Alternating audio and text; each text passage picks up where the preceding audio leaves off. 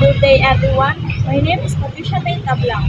My advocacy speech is one of the biggest problems of our school has been facing. Firstly, I will share you what is bullying. Bullying is existence in our community since a long time.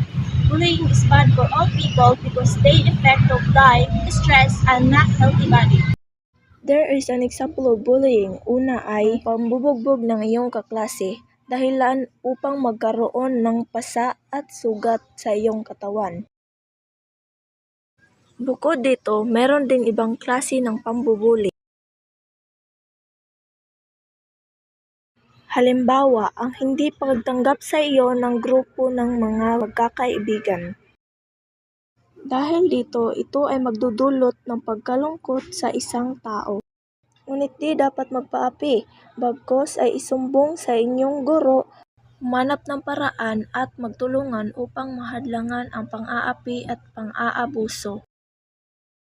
Ang pagtatapos ng pang-aapi ay tungkol sa paglikha ng isang mundo kung saan ang bawat isa ay nararamdaman na ligtas, tanggap at mahalaga, maging magalang, mabait at mapagmahal. Tandaan, ang pang-aapi ay isang problema na dapat nating labanan. Magtulungan tayo upang lumikha ng isang ligtas at mapagmahal na kapaligiran para sa ating mga kabataan.